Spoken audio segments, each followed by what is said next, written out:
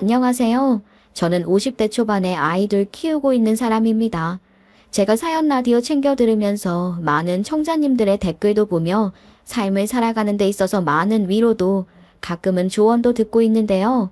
그런 제가 청자님들과 나누고 싶은 일이 있어 이렇게 사연 라디오에 문을 두드리게 되었네요. 제 이야기를 들으러 온 청자님들은 어떻게 고부관계는 좋으신가요? 아마 대한민국 며느리들이라면 감이 너무나 좋다 하고 말하시는 분들이 많지 않을 것 같아요. 어쩔 수 없죠. 서로 다른 인생 살던 사람들인데 어디가 맞아서 좋다고 할 수 있겠어요? 그런데 제 이야기를 들으면 정말 이런 관계도 있구나. 그냥 뉴스나 기사거리로만 들을 수 있는 내용이 아니구나 하실 수 있겠네요. 이쯤 되면 예상하셨겠지만 그렇습니다. 제 이야기는 바로 이 고부관계, 시댁과의 관계에 대한 이야기랍니다. 전 아직도 그렇게 생각해요. 정말 시댁 복이 많은 사람이라고 말이죠. 남들은 결혼하면서 남편 집안 덕은 무슨 남의 편이었다면서 하소연 아닌 하소연들을 하는데 저는 솔직히 그런 일이 많지 않았거든요. 그렇다고 해서 제가 아무런 고난이나 역경이 없었던 것은 아니고요.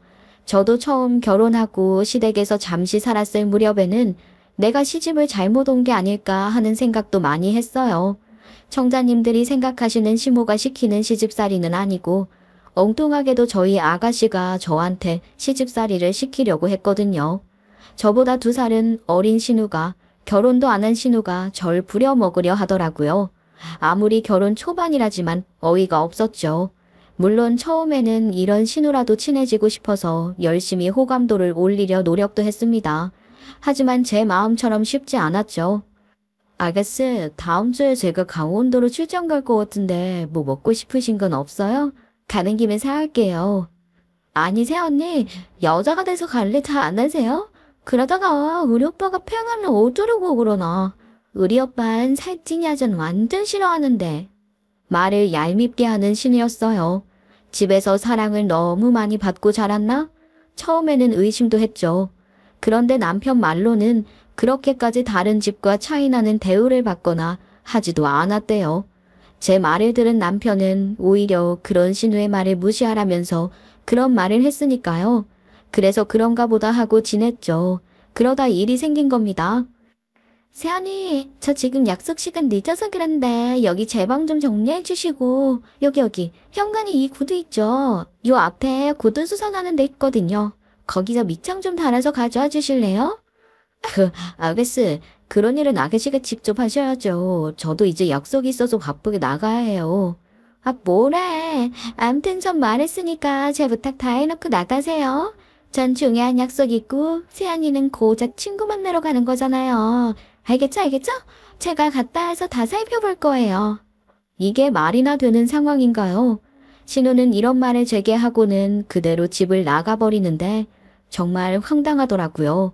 이전에도 어이없는 요구들을 해오긴 했지만 이때만큼은 정말 어이가 없어서 한동안 이게 무슨 일인가 싶었죠. 게다가 이게 다라면 저와 신우 사이의 관계가 멀어지는 일은 없었을 거예요. 왜냐하면 이날 이후 신우는 선을 넘나들기 시작했거든요. 제겐 아직도 이가 갈리는 날이 있는데 그건 남편과 2주년을 기념해 해외여행을 가던 날이었어요. 결혼하고 2주년 사랑하는 남편과 가는 여행이니 얼마나 마음이 들떠 있었겠어요. 그런데 그런 제 기분을 다 망친 것은 바로 신우였죠. 오빠, 이번에 해외여행 간다면서? 그러면 면세 좀 더 들렸다 가겠네? 아, 그건 왜 물어보는데? 아, 너 설마? 안 돼. 우리 짐도 많은데 또 무슨 부탁을 하려고. 저번에도 네 부탁 때문에 얼마나 힘들었는지 알아? 아, 왜? 오빠가 안 되면 세연이랑 보러 사면 되잖아. 저번에 보여줬던 그 조그만 가방이랑 미스키 있지? 그거랑 해서 딱 2개만 사다 달라니까. 아유, 아가씨, 저희 이번에 어디로 여행 가는지 다 아시면서 그런 부탁을 하세요? 저희 이번엔 짐 정말 많아요. 아가씨도 아시잖아요. 그러니까 제가 이렇게 딱 2개만 사다 달라 하는 거잖아요. 부피도 얼마 안 되는데 그것도 못 들어줘요? 가족끼리. 제 이야기를 들으시면 면세점 그게 뭐라고 사주면 되는 것 아니냐 하시겠지만 그래요, 사주는 거야 문제도 아니죠. 하지만 그 비용까지 저희가 다 책임져야 하는 거라면 청자님들은 쉽게 사줄 수 있을까요? 가방과 술을 합치면 한두 푼 들어가는 것도 아닌데 그걸 이런 식으로 막무가내로 사달라 조르니 어이가 없는 거죠. 아유, 저러다가 봐야겠지. 이번에만 사주고 말자. 이번에 안 사주면 제가 또 당신 얼마나 괴롭힐지 몰라서 그래. 조금만 참자고. 어차피 2달이면 우리도 분가하는데. 당신은 어떻게 그걸 덜컥 사주겠다고 할 수 있어. 그게 뭐 한두 푼 하나? 그리고 당신 말처럼 우리 2달이면 이자도 가야 해. 우리도 지금 아낄 수 있는 건 아껴야 한다고. 솔직히 자기 동생이라고 져주는 남편이 미웠습니다. 그래서 여행 전날까지도 잔뜩 입이 나와 있었죠. 이런 제 편을 들어주는 건 남편이 아닌 시모였어요. 야, 은지, 너는 제대로 돈도 안 주면서 무슨 명품이고 술 타령이야? 아, 너희 오빠랑 새아가가 요즘 얼마나 힘든지 알면서 그래? 어이구, 이 철없는 것. 아가, 너희 얘가 말한 그것들 사올 필요 없다. 이 철없는 것은 언제쯤 처리됐는지. 아유, 엄마가 뭔데다 물건 사오라 말아 그래. 세안이 오빠, 그저께 안 사오면 나 가만히 안 있을 거야. 네가 맞아야 정신 차리지? 그래. 기왕 이렇게 된 거 너도 다음 달부터 자취해. 더 이상 집에서 밥만 축내지 말고 나가서 돈 벌어서 홀로 서게 하라고. 시모의 말에 반대로 이번엔 신우가 입이 잔뜩 삐져나와 문을 쾅 하고 닫고 방으로 들어가 버렸죠. 이런 시모의 중재가 없었더라면 전 정말 결혼 초기에 남편과의 이혼을 생각했을지도 모르겠어요. 하도 시달린 게 많았어야 말이죠. 에휴, 아가 미안하다. 언제 제가 어릴 때부터 우냐우냐 했더니 아주 싸가지를 밥 말아 먹었어. 내가 잘못 키웠지 뭐냐. 아무튼간 저 싸가지 없는 기집애가 한 번만 더 너한테 그런 이상한 요구하면 말해. 내가 알아서 막아주마. 이래서 제가 처음에 시댁복이 많다고 한 거예요. 이런 시모를 둔 저였으니 얼마나 복받은 거겠어요. 솔직히 다른 친구들 이야기를 들어보면 저희 어머님 같은 시어머니는 없더라고요. 아무튼 그래서 시모에게 대판 잔소리를 들은 신우는 당분간 조용하게 지냈죠. 그러다 사건이 하나 터졌습니다. 평소 시부는 술을 즐기는 사람이었는데요. 그런 시부가 어김없이 술에 취해서 시모에게 막말을 내뱉은 거예요. 당신은 어떻게 할 줄 아는 게 집안일 말고는 하나도 없어, 옆집 최씨는 투자니 뭐니 해서 집을 하나 샀다는데. 이날은 저희 부부가 시모와 함께 맛있는 저녁을 하기로 한 날이라 난데없이 들어와 이런 말을 하는 시부가 당황스러웠죠. 아이, 누가 할 소리를 누가 해? 당신이 어디 돈이나 벌어올 줄 알았지 알뜰하게 사는 법이나 알았어. 게다가 당신의 애를 너무 오냐오냐 하니까 모르장머리 없이 자란 거 아니야. 뭐라고? 당신 지금 누구한테 큰 소리야? 아, 내가 뭐 틀린 말이라도 했어. 아무튼 돈 벌어오는 게 아주 대수지 대수야. 으이구. 남편과 저는 이날 두 사람 사이에서 쩔쩔매면서 싸우는 걸 말리기 바빴고 이날 일을 시작으로 대판 싸운 시부와 시모의 사이에 커다란 금이 생기고 말았어요. 남편 말로는 정말 시모의 말처럼 아끼고 살지 않았더라면 자신이 대학은커녕 학교도 졸업하기 힘들었을 거라 하는데 이러다 큰일이 생기지 않을까 걱정이 됐죠. 그리고 제 걱정은 현실이 됐는데요. 바로 시부가 시모한테 그 유명한 황혼이혼을 요구한 거예요. 그러면서도 자기 재산 분할은 일도 못 해준다면서 아주 큰 소리를 치는데 중간에서 골치가 아팠죠. 그런데 더 어이없는 것은 시댁이 돌아가는 상황이었습니다. 평소에 시모를 잘 따르던 남편과 시부를 더 잘 따르던 아가씨, 이 두 사람도 나중엔 시부모의 싸움에 휩쓸려 서로 연을 끊겠다 난리가 났거든요. 그래서 결국 시부모의 이혼 뒤에 아가씨는 시모와 거의 연을 끊다시피 되었죠. 마지막까지 아주 싸가지가 없었어요. 엄마는 뭘 믿고 아빠한테 나댔대. 아빠 없으면 하루도 못 살 사람이. 야, 당장 엄마한테 사과해. 어딜 놔줘 너머를. 아, 왜? 내가 틀린 말 했어? 솔직하게 아빠 말이 다 맞긴 하잖아. 싸가지 없는 신우에 남편은 잔뜩 성이 나서 손까지 올릴 뻔했지만 제가 어떻게든 막았죠.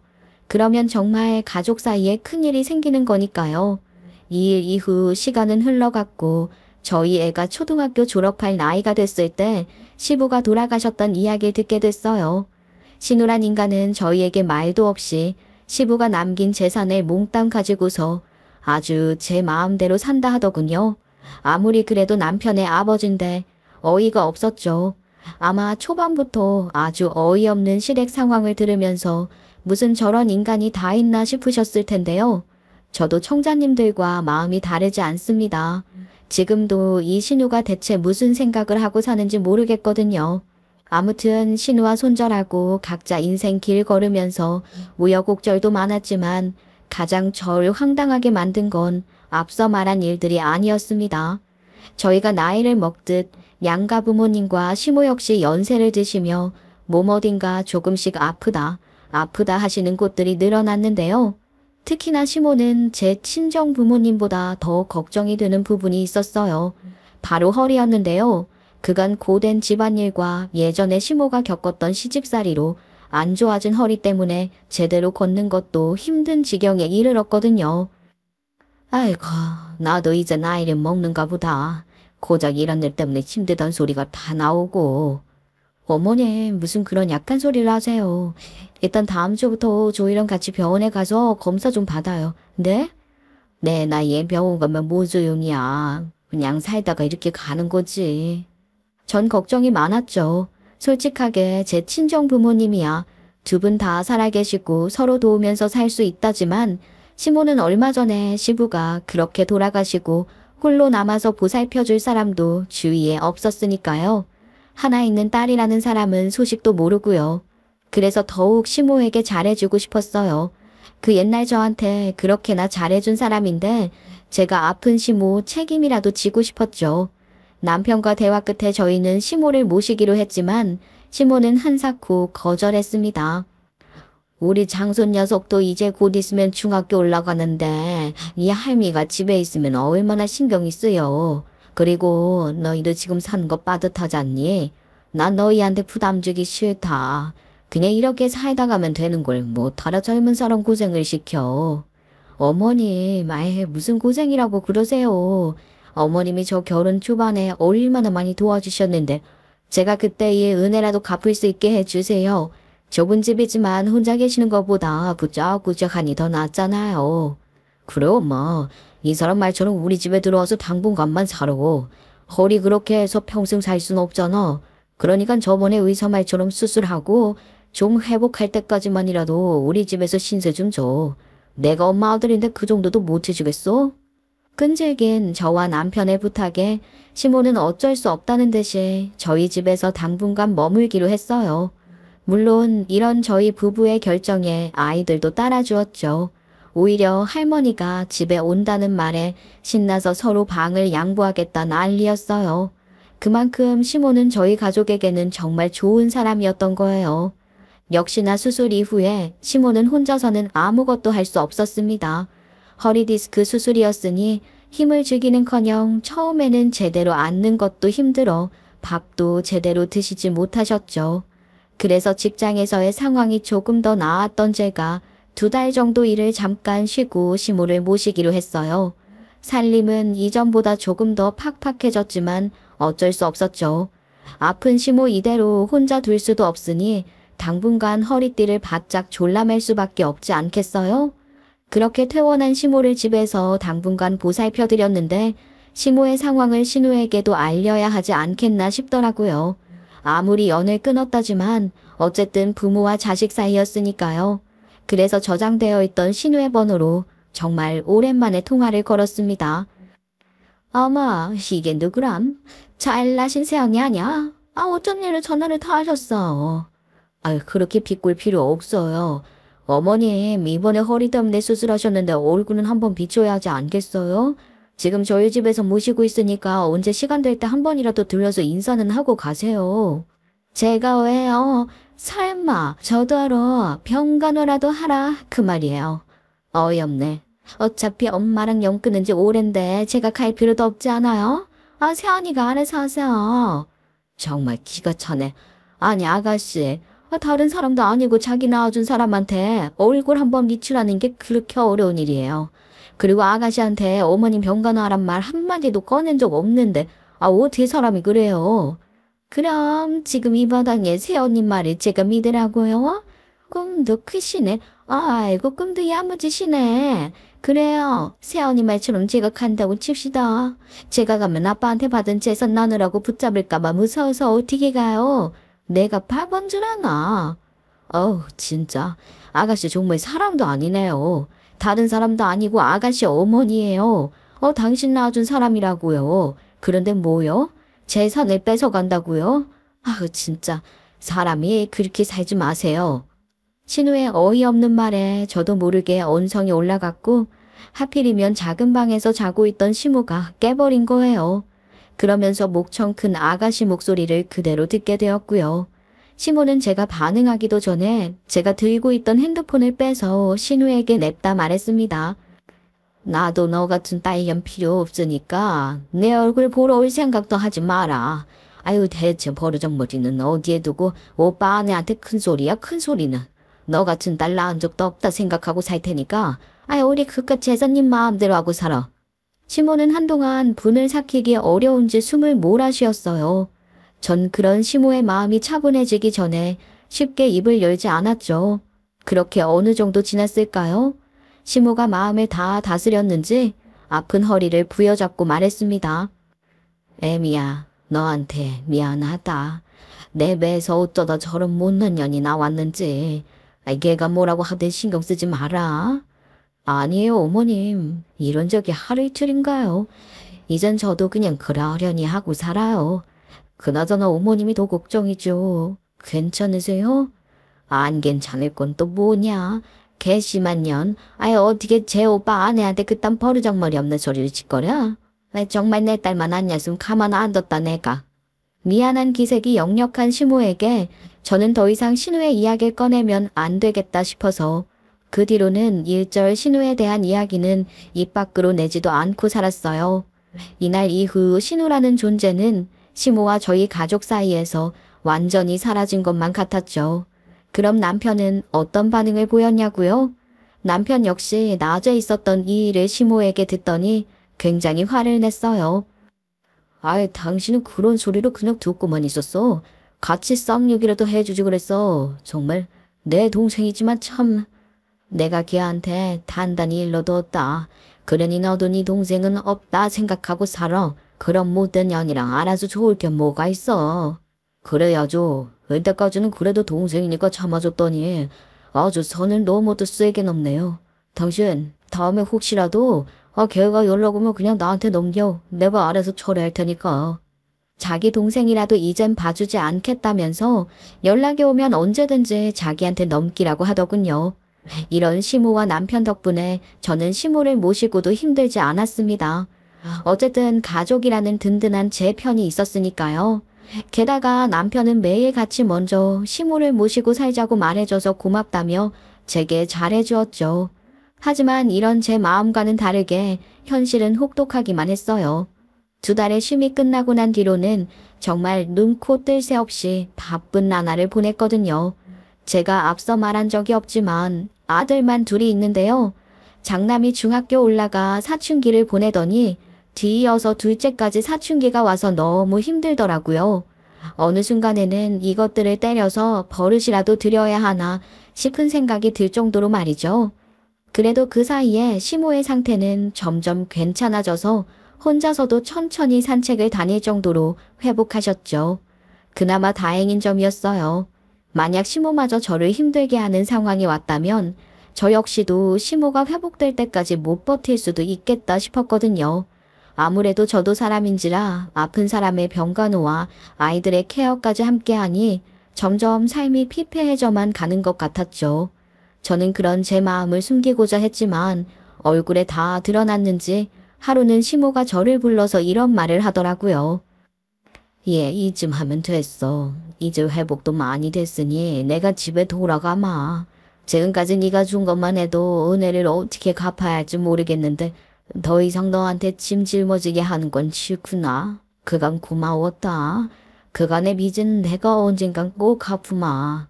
솔직히 전 시모가 돌아간다는 말에 대답을 하기 어려웠습니다. 오히려 조금 반기는 절 발견하고는 마음이 무거웠죠. 그렇게 시모는 다시 자신의 집으로 돌아가게 되었어요. 시모가 돌아간 뒤 저희 사정이 나아지길 바랬지만 안타깝게도 현실은 냉혹했습니다. 사는 게 힘들더군요. 여러분들의 나이는 제가 쉽게 가늠하기 어렵지만 제 인생 40년을 넘게 살았는데도 이놈의 형편이 나아지질 않으니 계속 좋지 않은 생각만 드는 거예요. 예전과 달라진 것 없는 쥐콩만한 집에 점점 덩치는 커가는 아이들. 거기다 들어가는 비용도 점점 늘어나고 그 때문에 남편과의 사이는 조금씩 금이 가기 시작했죠. 당신 저번에 말했던 보너스 이번 달에 들어오지 않아? 그래. 당신도 알다시피 요즘 경제 상황이 좋질 않잖아. 그래서 회사에서 그 말이 쏙 들어갔더라고. 심지어 얼마 전에는 따로 불러서 내년은 연봉 동결까지 하자더라. 아니, 우리가 지금 이미 몇 배인데 안 된다고 말을 했어야지. 내가 회사도 아니고 어떻게 그렇게 말해. 그리고 당신도 작년에 연봉 동결이었잖아. 그런데 왜 지금 내 탓을 하냐? 아마 저와 비슷한 또래인 분들은 저희 상황을 이해하실 것 같은데요. 요즘 경제가 워낙 좋질 않아서 여기저기서 악소리가 절로 나오잖아요. 저희도 마찬가지였어요. 심지어 남편 말처럼 저는 작년부터 연봉이 동결되었고 보너스가 나온다던 남편도 저와 마찬가지로 연봉이 동결된다고 하니 답답한 마음의 목소리가 커지지 않고는 못 빼기겠더라고요. 어떻게든 버텨보겠다는 생각으로 지금까지 받은 대출금들도 무리해서 하나씩 정리를 해두긴 했지만 아직도 빚은 남아있는 상태고 너무 힘들어서 개미 도움이라도 받고 싶은 심정이었죠. 이런 상황들에 저는 정말 좋지 않은 생각까지 들었어요. 우울감은 점점 높아져만 가고 친정 부모님을 붙들고 하소연하는 나날만 늘어갔죠. 이번 달 생활비도 적자라니까. 아니 엄마, 어떻게 인생이 이럴 수가 있어? 지금까지 얼마나 열심히 살았는데. 아이고 그러게 말이다. 세상에 어쩜 이러니. 너무 힘들면 어떻게 엄마가 조금 도움이라도 줄까? 아유 제가 엄마 아빠 어떻게 사는지 다 아는데 무슨 도움을 받아요. 됐어. 그냥 이렇게라도 말 안 하고 살면 분통 터져서 못 살 것 같아서 그냥 엄마한테 하소연하는 거니까 듣고 넘기세요. 그렇게 사는 게 너무 힘들다 생각하면서 억지로 버티면서 지내던 무렵 저는 온전한 제 소유의 집을 가지게 되었습니다. 어떻게 된 일이냐고요? 제 언니가 하던 일 때문에 이민을 가면서 본인이 살던 25평 아파트를 절 주고 갔거든요. 예, 너 요즘 힘들다 엄마한테 노래를 부른다면서? 아휴, 이제 너 줄 테니까 부모님한테 그만 걱정 끼치고 네 앞가림은 네가 좀 알아서 해라. 애도 둘이 너 언제까지 그렇게 부모님한테 악한 소리 하고 살 거야? 아 정말? 언니 집을 놔준다고? 아 언니 너무 고마워. 왜 이렇게 형편이 나아지질 않네? 아휴 사실 이거 엄마 아빠한테 주려고 했는데 엄마가 그러더라. 그냥 이 집 너 주고 가라고. 그래서 주는 거니까 나 없는 동안 부모님한테 더 잘하고 살아. 알았어. 아이 나야 항상 부모님이랑 우리 가족들한테 더 잘하고 싶지. 그런데 사람 사는 일이 내 생각처럼 흘러가지 않더라. 아무튼 쉽지 않은 결정이었을 텐데 언니 고마워. 솔직히 언니 말에 조금 가슴이 먹먹했죠. 제 친정 부모님은 밥 굶고 사시는 건 아니었지만 시골에서 18평이나 될 법한 작은 집에서 조촐하게 지내고 계시거든요.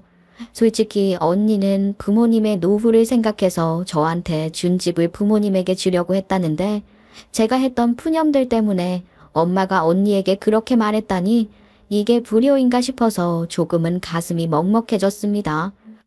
나도 솔직히 너 그렇게 힘들게 사는 거 보고 좋은 기분은 아니었어. 신혼 때부터 몇십 년이 지나도록 빌라나 선전하고 있으니 아휴 잘 보낸 여태까지 집 하나 제대로 못하고 뭐하고 산다니. 암튼 내 말 명심하고 나 없는 사이에 안 좋은 소식 들려오면 너한테 준 집 그대로 뺏어갈 테니까 부모님한테 잘하고 살아. 알았어? 이렇게 저희는 평생 저희 팔자에도 구경하기 힘들었던 아파트에서 살게 된 거예요. 저희 부부보다 더 좋아한 건 저희 애들이었죠. 솔직히 지금까지 애들한테도 미안했거든요. 어느 정도 머리 자란 남자애들 둘이 같은 방을 쓰라 했으니까요. 얼마나 자기만의 방을 가지고 싶었겠어요. 남편은 말할 필요도 없었습니다. 언니한테 아주 거하게 밥을 산다면서 아주 난리를 피웠거든요. 그간 저와 다툰 일들은 어디로 훨훨 날아가기라도 했는지 저를 얼싸안으면서 아주 고맙다고 난리를 피우고, 언니는 그런 남편을 철없는 아이처럼 쳐다보다가도 저를 보고는 한숨을 푹 내쉬곤 그냥 간단하게 앞으로 저한테 잘해주라면서 남편에게 타이를 든 말했습니다. 남편은 그런 언니의 말에도 그냥 온전한 우리 집이 생겼다는 생각에 좋기만 한지 알겠다면서 한바구음이나 짓고 있었고요. 뭔가 조금 아이러니한 상황이었지만 좋은 게 좋은 거라는 생각으로 앞으로 잘 지내보자 하고 스스로 다짐을 굳히고 있었죠. 언니가 살던 아파트는 작은 평수지만 방이 3개나 되는 곳이었어요. 작은 방 2개, 큰 방 1개. 아이들은 이사하는 당일 아주 신이 나서 자기 방은 여기라면서 서로 실랑이 하기 바빴고, 저와 남편 역시 이삿짐을 정리하느라 아주 정신이 없었죠. 저희 이사하는 날 저희보다 더 좋아한 사람이 또 따로 있었으니 그건 바로 저희 시모였어요. 내가 너희한테 이런 좋은 집 하나라도 해줬어야 했는데 사돈 내서 먼저 이렇게 해주니 미안하네. 이렇게 좋은 날에 왜 또 그런 말씀하세요, 어머님. 이왕 이렇게 오셨으니까 저희랑 같이 짜장면이라도 한 그릇 맛있게 잡수시고 가세요. 얼른요. 시모는 좋은 날에도 불구하고 자꾸만 본인이 해줬어야 하는 건데 하면서 아쉬워하시더라고요. 저는 그런 시모의 마음이 고맙기만 했습니다. 어쨌든 저희를 생각하는 마음은 제 친정 식구들과 비교해 밀리지 않을 만큼 크다는 말이었으니까요. 그렇게 이사 후에 저희는 행복한 날들만 계속 될 줄 알았어요. 불행이 바로 저희 곁에 있는지도 모르고 말이죠. 그날도 어김없이 평범한 날을 보내던 중이었어요.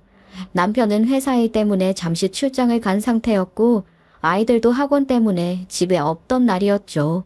저는 곧 학원에서 돌아올 아이들의 출출한 배를 채우기 위한 간식을 만들고 있었는데요.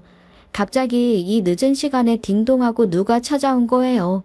의아했지만 택배라도 온 건가 싶어서 얼른 뛰어나가서 문을 열어줬죠. 그런데 제 눈에 보인 사람은 다른 누구도 아닌 바로 신우였습니다. 저희와 연을 끊겠다 했던 신우 말이에요. 어머, 세운이 좋은 곳으로 이사했다더니 정말이었네. 어떻게 잘 지내고 계시죠? 아가씨가 여긴 어떻게 알고 찾아오셨어요?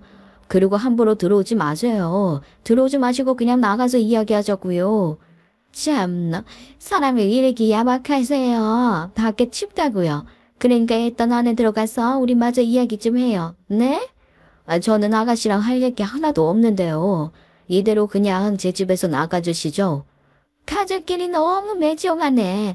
아유, 일단 들어가서 얘기하자니까요. 암튼 문 열어주셨으니까 저 들어갑니다. 들어오지 말라는 제 말에도 신우는 막무가내로 몸을 비집고 들어오더군요. 신우보다 체격이 작은 편에 속했던 저는 속절없이 신우에게 밀려서 집에 들어오는 신우를 말릴 수 없었죠. 그렇게 여기가 자기 집인 듯이 두리번대던 신우는 아이들 방과 저희 안방을 차례대로 열어보더니 이런 말을 불쑥 꺼내는 거예요. 방이 다들 작네. 그래도 뭐 염치는 있으니까 여기 이 방 제가 써도 되죠? 제가 얼마 전에 아빠가 남긴 재산을 다 잃어버려서 말이에요. 뭐라고요? 아니, 이 사람 정말 미쳤나? 아니, 무슨 씨나락까 먹는 소리를 해요. 당장 나가지 못해요? 저희 가족끼리 이러지 맙시다, 언니. 시연이는 내가 불쌍하지도 않으세요. 저 진짜 돈 한 푼도 없다니까요. 이대로 쫓겨나면 정말 길거리 불황자 신세라고요. 그걸 왜 여기 와서 빈대붙어요? 예? 막말로 아가씨가 우리랑 인연 끊겠다고 한 거 아니었어요? 그런데 뭐 방을 달라고? 아우, 어이가 없어서. 경찰 부르기 전에 당장 제 발로 나가세요. 제 말에도 신우는 꼼짝도 않더니 냉큼 바닥에 대자로 눕는 겁니다. 그리고는 정말 애들처럼 생떼를 부리기 시작하더군요. 나 여기서 못 나가. 못 나간다고. 정말 갈 것도 없는데 여기서 안 받아주면 제 언니 송장 치를지도 모른다고요. 골치가 아팠습니다. 하지만 이대로 놔두면 조금 뒤에 올해들이 이 상황을 어떻게 보고 판단할지 무서웠죠. 그래서 보란듯이 신우 앞에서 경찰에 전화를 걸었고 제가 정말 경찰을 부를 줄 몰랐는지 신우는 지레겁을 먹고 내일 오겠다 하더니 그대로 집을 나가더군요. 한숨이 절로 나오는 밤이었죠. 전 당장에 남편에게 전화를 걸어 이 상황을 설명했습니다. 남편 역시도 저처럼 화를 내더군요. 아이, 걔가 거길 왜 찾아와? 당신은 누군지 확인도 안 하고 그렇게 문을 벌컥벌컥 열면 어떡해? 애들은 괜찮고? 내가 아가씨인 줄 알고 문 열었나? 난 택배가 온 건가 싶었다고. 암튼 아가씨가 내일도 찾아올 거라고 우림장 놓고 갔어. 당신 집에 언제 올 수 있는데? 글쎄, 나도 회사 때문에 온 거니까 당장 올라가기 힘들 것 같은데. 어떻게 회사에 이야기 좀 하고 바로 올라올 순 없어? 당신 여동생 내일도 찾아오면 나 혼자 어떻게 막으라고. 애다, 문 열어지 좀 알고 있어봐. 열쇠도 없는데 지가 무슨 수로 들어올 수 있겠어? 내일 애들 학교도 가는데 그냥 문 열어주지 말고 있으라고? 아야, 무슨 말도 안 되는 소리야. 당신은 당신 동생을 애들이 어떻게 생각하든 상관없다 이거야? 그냥 당신 팀장님한테 말하고 이번만 빨리 올라와. 남편은 화를 내는 것과는 별개로 지금 당장 올라올 생각이 없는지 계속 뜸을 들였습니다. 그리고는 저보고 알아서 조금만 버텨보라며 책임감 없는 말만 계속 되풀이하더군요. 속이 답답했습니다. 그런데 어쩌겠어요. 회사 일 때문에 출장을 간 남편이니 남편 말대로 일단은 다시 찾아올 신우가 무서워서 문이라도 잠그고 있어야죠. 다행히도 신우는 다음날 아침에 저희 집을 찾아오진 않더군요. 저는 속으로 안도의 한숨을 내쉬고 애들과 함께 출근길에 올랐습니다. 그리고 신우가 어떻게 저희 집을 알고 찾아오게 되었는지 회사에서 알게 되었죠. 사실 제가 다니는 회사 부하 직원 중 하나가 신우와 같은 대학 동기인 사람이 있어요. 출근하니 대뜸 저를 찾는 부하 직원에 저는 무슨 일인가 싶었죠. 어쨌든 같은 팀에서 일하고 있는 사람이었으니 무슨 문제라도 생겼나 싶었거든요. 그런데 회의실에 도착하자마자 그 부하 직원이 죄송하다고 사과를 하는 겁니다. 팀장님, 죄송합니다. 은지랑 형님 사이 별로라는 거 알고 있었는데 이놈의 술이 혹시 은지가 팀장님한테 신뢰되는 짓 하거나 하지는 않았죠? 사건의 발단은 이랬어요. 이 부하 직원은 신우와 같은 대학 동기면서 저희 남편하고는 어느 정도 안면을 트고 지내던 사이였거든요. 그래서 가끔씩 같이 술도 먹고 했는데 이 직원이 하필이면 저번 주말에 동창회에서 신우에게 저희가 이사 갔다는 이야기를 꺼냈다는 겁니다. 저희 사이를 뻔히 알면서도 말이에요. 술김에 저지른 일이었죠. 술이 웬수죠, 웬수. 정말 죄송합니다, 팀장님. 찬원씨, 아가씨랑 저희 사이 뻔히 알면서 왜 저희 이야기를 아가씨한테 해요? 정말 입이 10개라도 할 말이 없습니다. 그날 하필이면 은지랑 같이 테이블에 앉아서 그렇게 마시다가 그만 은지가 하도 팀장님이랑 형님 소식을 꼬치꼬치 캐묻더라고요. 이상하다 싶었는데. 암튼 알겠어요. 어제 아가씨가 어떻게 저희 집 찾아왔는지 알게 됐으니까 그걸로 다행이라고 생각할게요. 앞으로는 제발 입 좀 조심하고 살아요. 영업하는 사람이 그렇게 입이 가벼워져야 되겠어요? 어제의 일이 떠올라 저도 모르게 부하 직원에게 사소한 짜증을 내고 말았지만 앞으로 어떻게 대처하면 좋을지 막막하더군요. 그래도 일단 신우가 어떻게 저희가 이사한 집을 알아냈는지는 알게 되었으니 어떻게 이 문제를 해결할지 남편에게 전화해서 서로 이야기를 좀 했죠.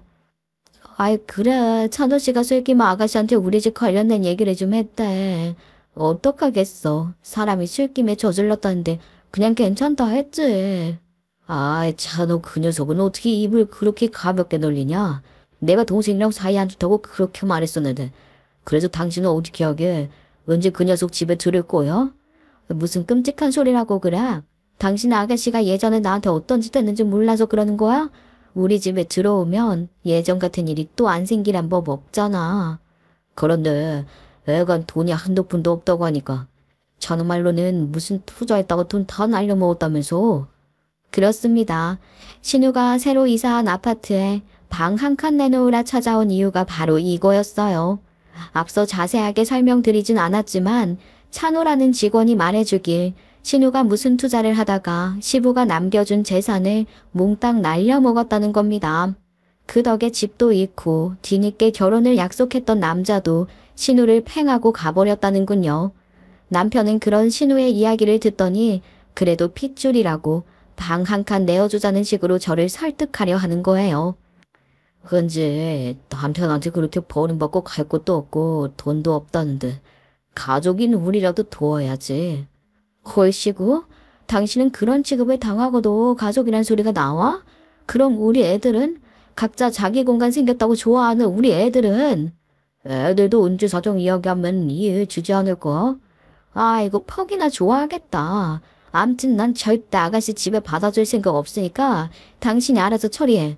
그리고 이중 모양인데 이중 명이 나니까 내 허락 없이는 절대 들을 생각도 하지 말고. 당신은 어떻게 사람이 그럴 수가 있냐? 아 정말 이러기야? 서로 언성이 높아졌고 결국은 해결도 못하고 남편과의 통화는 그렇게 종료가 됐습니다. 전 꼭지가 돌 것만 같았죠. 애둘이나 가진 가장이라는 사람이 가족을 흔들지도 모르는 이 상황을 받아들이자고 했으니까요. 머리가 지끈지끈 아파서 일도 제대로 손에 잡히질 않더라고요. 그런데 제 화를 더 돋구는 일은 제가 퇴근 후에 일어났습니다. 바로 오늘 다시 찾아오겠다 했던 신우가 떡하니 저희 집 앞에서 쭈그리고 앉아있는 것이 아니겠어요. 세연이 어떻게 오빠랑은 잘 이야기해 보셨어요? 신우는 그 사이 남편과도 통화를 한 모양인지 아주 밝은 얼굴로 절 맞이하는 거예요. 그래요. 남편이 아니라 남의 편이다 이건가 싶은 생각이 바로 들더라고요. 전 그런 신우를 무시한 채 집에 들어가려고 했죠. 신우가 제 앞을 막아서지만 않았더라면요. 아니 왜 사람 말에 대답을 안 해요. 그래서 오빠랑은 잘 이야기했냐고요.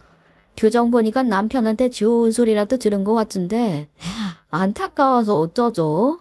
여긴 남편 집이 아니라 내 집이거든요. 저번처럼 경찰 불러서 쫓아내기 전에 제 앞에서 비키세요. 더 말하는 건 입 아프니까. 세연애, 저 이렇게 쫓아내면 후회할 거예요. 후회는 제가 아니라 아가씨가 하는 거고요. 아무튼 전 경고했어요. 그래도 신우가 판단할 머리는 있었는지 남편이 없이는 절 이길 수 없겠다 생각을 했나 보더라고요. 이날은 순순히 물러나 주는 겁니다. 정말 답답했어요. 이런 상황을 친정 부모님께 의논할 수도 없고 아무래도 남편 때문이라도 부모님과 상의하기는 좀 그랬거든요.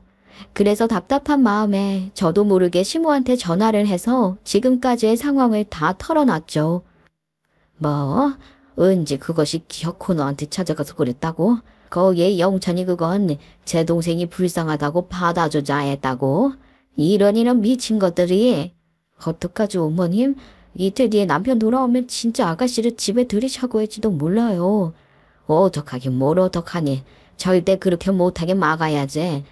예, 나한테 생각이 있으니까 너는 은지 9년 날 잡아서 어떻게든 집에 오게끔 만들어봐라. 내 이번 기회에 9년 싸가지를 다 뜯어다 고쳐넣을 테니까. 전 시모의 말대로 당장 다음날 부하 직원에게 신우의 연락처를 받아 문자를 넣었습니다. 일단 남편이 오기 전에 할 말이 있으니 당장이라도 한번 얼굴 보고 이야기하고 싶다고 말이죠. 제 문자에 신우는 아주 좋다고 지금이라도 당장 오겠다 하더군요.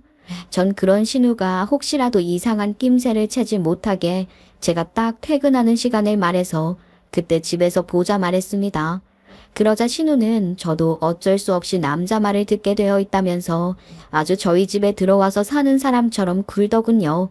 손이 부들부들 떨렸지만 일단 거사를 위해 참았죠.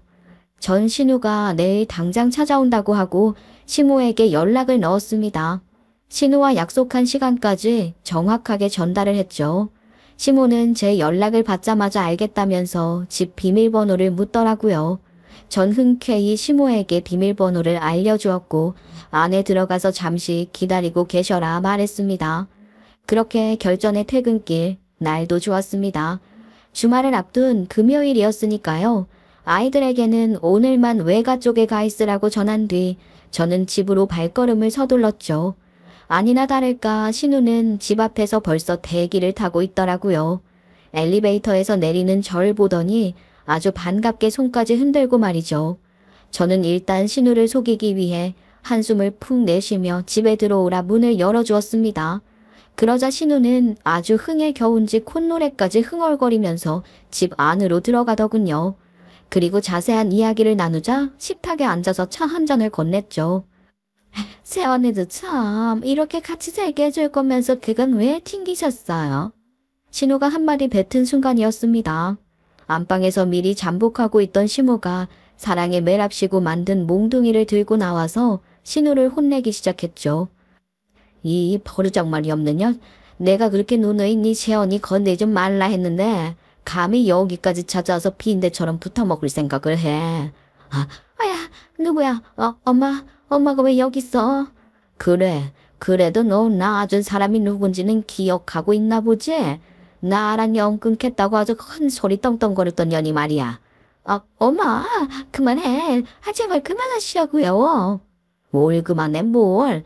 내가 아주 그동안 네 아빠라는 그 인간 때문에 답답했었는데 어디 잘됐다. 이번 기회에 아주 버르장머리를 제대로 고쳐놔야지. 시모는 인정사정이 없었어요. 저는 바로 눈앞에서 비 오는 날 먼지 나듯 맞는다는 게 무엇인지 제대로 알게 되었거든요. 그 정도로 신우는 시모에게 사랑의 매로 응징을 당하면서도 깨닫는 게 없는지 소리를 치더군요. 아이, 엄마, 지금처럼 굴면 내가 가만히 있을 것 같아. 아무리 자식이라도 이래도 되는 건 아니라고. 경찰한테 다시 신고할 거야.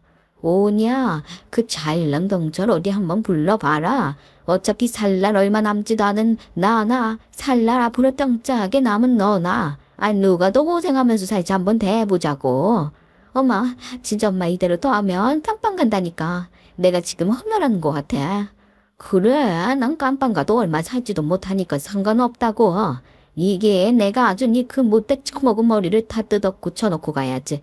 신우는 반항하려고 했지만 나이 때문에 몸이 편치 않은 시모를 위해서라도 제가 그러지 못하게 막았습니다. 아마도 제가 시모처럼 신우에게 행동을 했다면 저는 신우의 말대로 벌을 받아야 할지도 모르죠. 그래서 시모는 저보고 절대 나서면 안 된다고 그냥 보고 있기만 하라 그랬습니다. 그래도 혹시 모를 사고를 대비해서 시모의 옆에서 신우가 위협을 가하면 그것만 막아줬죠. 딸이 돼서 엄마한테 그러면 되냐고 비아냥거리며 말이에요. 아무튼 이날 신우는 아주 먼지가 나도록 혼나고 씩씩거리는 시모를 뒤로 한 채 걸음아 나 살려라 하면서 도망을 갔습니다. 아주 속이 시원하게 풀리는 것 같았죠. 그리고 그날 시모는 바로 남편에게도 아주 따끔하게 한마디 해줬습니다. 너는 이 집 명의가 네 것도 아니면서 언제 고년 들이자고 말했었다며? 너 제정신이니? 생각이 있어 없어? 아유 뭐 난 그게 아니라 무슨 염치가 있다고 입을 열긴 열어. 애 둘이나 있는 아빠란 녀석이 판단력이 이래서야. 아이고 애들이랑 애미한테 미안한 줄이나 알아라. 한참 그렇게 잔소리 듣던 남편은 끝내 제게 미안하다 사과를 했죠. 그동안의 답답함이 좀 풀리는 것 같았습니다. 그리고 신우는 모르는 사실이 하나 있는데요. 바로 시부가 아닌 시모한테도 재산이 꽤 있다는 사실이었어요. 시부가 호언장담을 하며 이혼을 했지만 그때 시모도 가만히 있지는 않았거든요. 그래서 시부가 가진 재산 중 일부를 시모에게도 줘야 했는데 신우는 그때 당연하게도 시부가 이기겠지 하면서 재판이 있던 날 해외여행을 가느라 이런 사실을 알지 못했어요. 당연하죠. 시부가 자기 치부를 어떻게 딸한테 떠벌리고 다닐 수 있었겠어요? 그래서 시모는 두 번째 벌이랍시고 다시 한번 신우와 남편을 모아두고 그 앞에서 공표를 한 거죠. 네, 영찬인 이 녀석 하는 꼴을 보니 내 전 재산 맡겼다간 거덜날 것 같다. 내 재산은 일단 전부 애미한테 물려주는 걸로 하겠다. 그리고 은지 넌 아무것도 못 받으니 그렇게 알아. 엄마, 어떻게 지금 빈털터리신 생딸한테 그럴 수가 있어요. 당연히 내 앞으로 하나는 해줘야지. 네가 뭐가 예쁘다고 내 재산을 물려주기를. 그리고 네 손으로 끄는 년인데 뭐 해달라고 큰 소리야, 큰 소리는. 생각보다 많은 재산을 제게 전부 물려주겠다는 시모의 말에 신우는 어떻게든 떡고물 하나라도 건져보겠다.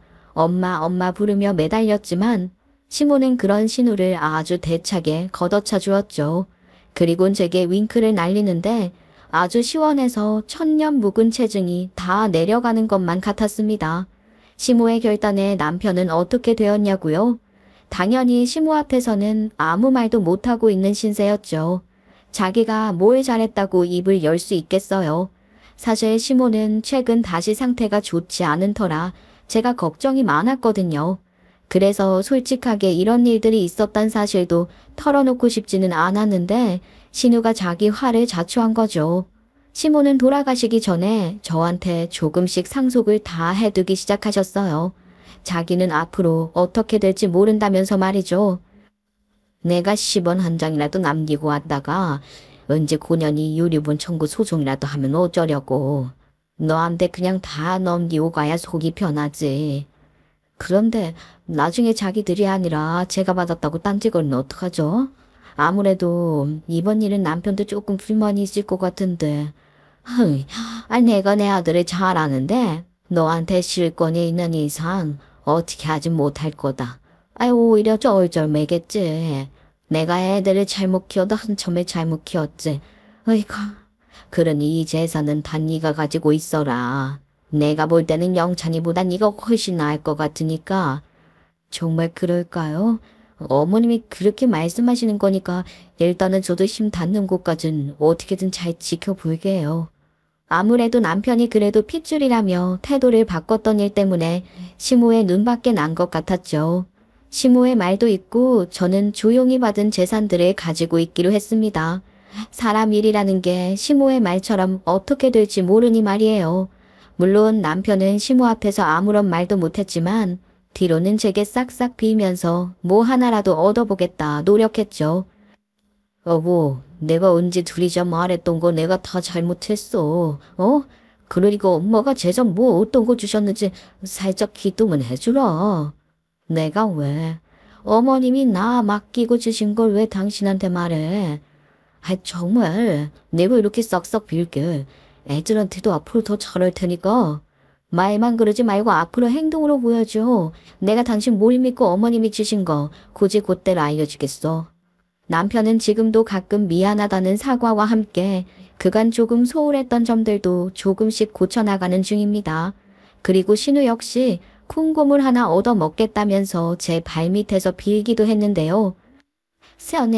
언니, 저 이렇게 부를 거 아니죠? 아무리 그래도 우리 가족이잖아요. 내가 조카들한테도 진짜 잘할게. 그러니까 저한테도 재산 그것 조금만 5월세방 구해 정도만요. 예? 아이고, 지금까지 자기가 한 일은 반성도 안 하는데 무슨 재산 타령하세요. 이젠 제 앞으로 된 것들이니까 아가씨한테 돌아갈 몫은 일도 없겠네요. 싸늘한 제 반응에 바로 남편에게도 갔던 모양인데 지금까지 힘들게 살았던 인간이 그걸 쉽게 내놓을까요? 당연히 안 그러겠죠.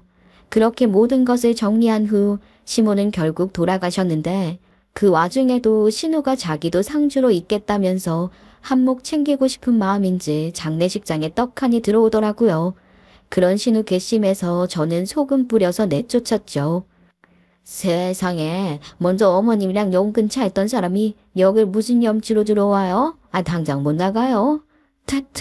아니, 새언니, 저한테 뭘 던지시는 거예요, 지금? 내가 내 부모 장례식 상주 서겠다는데. 괜히 부정 탈까봐 소금 뿌립니다. 왜요? 진짜 그거 계속 던지지 말라고요. 남편도 이런저런 말리지 않았습니다. 남편과는 일단 표면적으로 서로 받은 것들을 쓰지 않고 미래를 위해 잘 가지고 있자 약속을 했습니다. 아마 시모도 그런 의미로 저희에게 재산을 물려주셨을 테니까요. 그리고 내쫓긴 신우요. 신우는 죽든지 말든지 처단하고 살려고요. 어차피 소식 알아봤자 제 머리만 아플 테니까요. 세상 일이라는 게 쉽지는 않습니다. 저희 역시 당분간은 넉넉하게 살 수 있는 재산을 물려받긴 했지만 아이도 둘이나 있고 앞으로의 인생이 어떻게 될지는 그 누구도 모를 일이니까요. 그래서 지금은 남편도 그렇고 저도 그렇고 여전히 절약하는 생활을 이어가고 있어요. 서로 회사도 여전히 잘 다니고 있는 중이고요. 이런 저의 이야기를 들으면서 결국에는 인생 잘 풀렸으니 다행 아니냐 하시겠지만 전 이번 일을 겪으면서 생각이 많아졌습니다. 결국 그 인생이 잘 풀린다는 것도 삶의 어느 한 지점이지 않을까 하고 말이에요. 그래서 앞으로 있을 풍파를 어떻게든 잘 버틸 수 있는 그런 지구력을 한번 길러볼까 합니다. 전 생각보다 약한 사람이라는 걸 알았거든요. 제 사연을 끝까지 들어주신 청자님들도 한 번쯤은 본인들이 겪은 위기를 어떻게 헤쳐나갔는지 생각하면서 가족들과 하루를 마무리해보는 건 어떨까요? 들어주셔서 감사합니다.